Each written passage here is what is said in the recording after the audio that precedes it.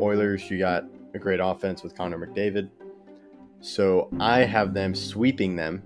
Yeah, well, I don't think you heard my point. The San Francisco Giants have 3 more in the 2010s than the Rangers have in their entire history. So, yeah. It's hard to get back and to get back-to-back wins. And I don't see the Lightning doing it here, so I have them losing to the Hurricanes in 6. We don't talk about the 2010s because the 2010s had the Astros. And if the Astros didn't happen, the Yankees would have won in 2017 with the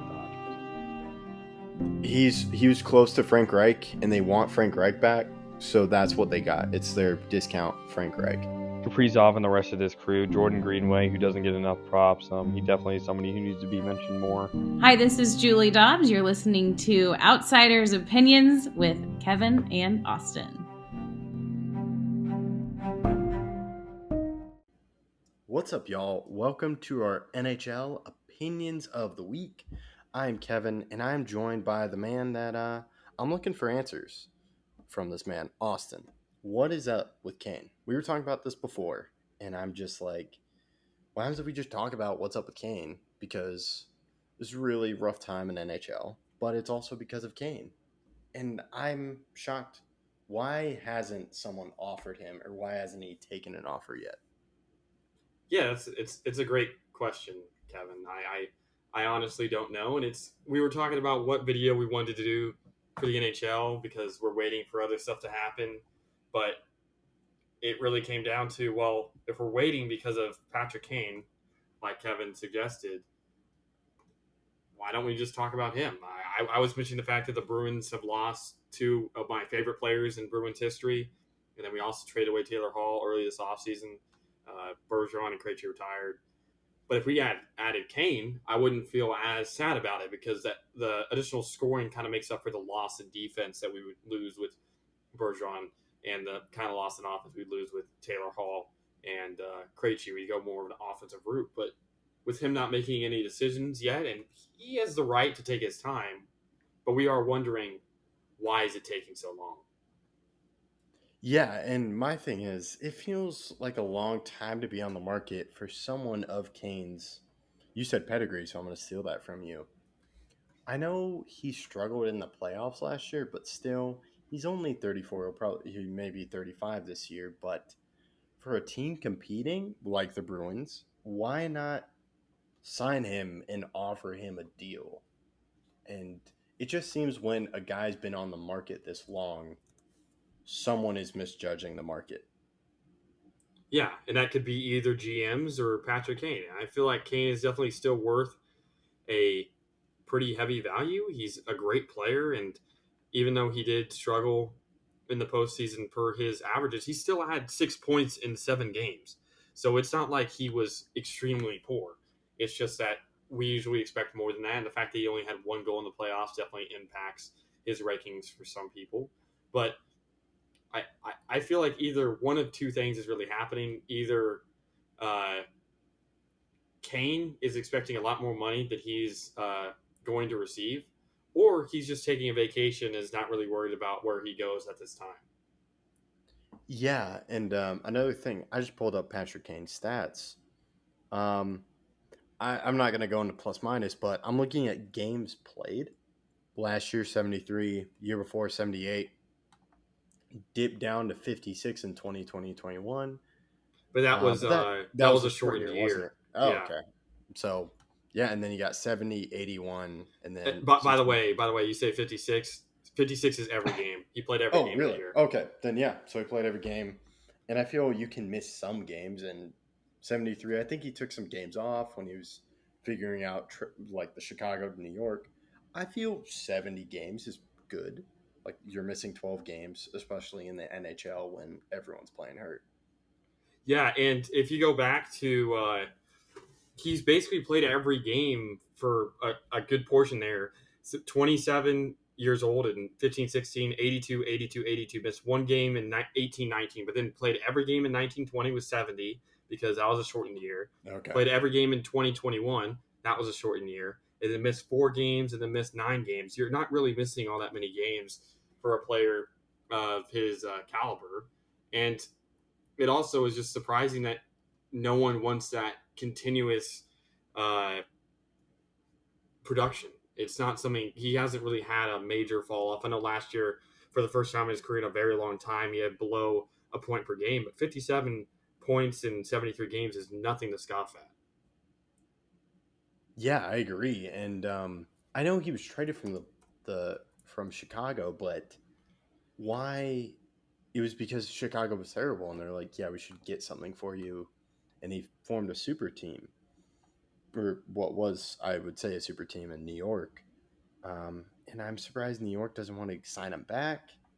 And I would have thought Tarasenko would be on the market more than Kane, but Tarasenko also went to a weird destination, in my opinion. Yeah, that's true, and I do feel like he wants the perfect deal, and while that definitely means that he'll have to wait longer than some other players, I do understand why he wants that. I don't think he wants to go to a team that he doesn't feel like he won't have a pretty solid opportunity to win it all. Yeah, and if I were to give destination, I think the Bruins are good. Good choice. I like the Rangers just because it seemed like you wanted to go to New York. I really can't think of anyone else. And Again, the oh, problem yeah, with going to Boston is that we would have to clear a cap. Now, I'd be totally fine clearing cap uh, to get Patrick Kane, and I think that is a big problem with a lot of teams. That's because he's waited so long. Cap is going to have to be moved for him to get any sort of deal. For example, the the Dallas Stars are over the salary cap. They can't. They're going to have to somehow get rid of about 300,000, which means they probably get rid of one of their lower guys. But a lot of teams do not have the salary cap necessary to make a major move, and I mean Boston is kind of in a similar situation, even though they do have cap room, they don't have much. So the amount of play they have with their roster is very, very tight. And Kane is definitely going to command more than the a bottom three guy on of your forwards. yeah, that's a good point. Maybe it's the salary cap because I know they flattened the salary cap during 2020 because of the COVID year, so that could be it. But I really think if a team really wants them, they'll figure out something. They'll do some salary cap magic. Yeah, I agree. But will you do that salary cap magic for if he wants a little bit more than you're willing to offer? I just feel like there's more circumstances than what we're all being told. Uh, and I do think that could affect how other teams are pursuing him. If one GM's like, well, he's asking for too much, do you still want to go and ask him what he's asking for? Yeah, that's a really good point. Yeah, you have really good points and on this issue, and of course on other issues. But with Kane, it just is shocking to me because he's one of the best, and he has great playoff experience. Um, it's just why isn't he signed? That's the big issue for me. Yeah, it's an issue that I think a lot of other fans have and are wondering. It's just, will we find out before? Uh, I mean, eventually we will find out, but you just hope it's before preseason starts. Yeah, that's shocking because I understand, guys. I'm looking at who's right now. Like some of these guys, or it looks like they may have signed, but really, when you get to this point, you're getting close to preseason. We're thinking about preseason. It just seems like a guy of Patrick Kane's caliber should not be listed on the available free agents. Yeah, it's not. I mean, in every sport, you rarely see. Basically, the preseason marks the beginning of the year, even if not every player is playing in those games, understandably so, for rest or for concerns of injury. Usually, guys are at least on rosters. I mean, we've seen this in the NFL that the first week of preseason we see Zeke or Dalvin Cook getting signed, but by really when we're starting to get into the bulk of it, week two, we're seeing everyone that is a major player for their team getting signed. And just the fact that Kane could go into the preseason teamless is something that's, I would say, is pretty rare in today's age of the NHL.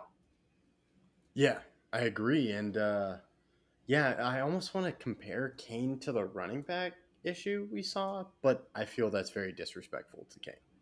Yeah, Kane's somebody that every team would like if they could just add him without any cap worry. So I do feel like he's not necessarily the same situation as the running backs, but I understand what you're saying because he's still available just like all those running backs were. Yeah. So yeah, I think we can end it there. It's unanswered, and it won't be answered till Kane signs. And we'll definitely report to you on that. And any final thoughts, Austin? Nope. Yep, that's all we got. Let us know in the comments if you have an answer to Kane. We'd love to hear it, and we appreciate you listening to Outsiders' Opinions.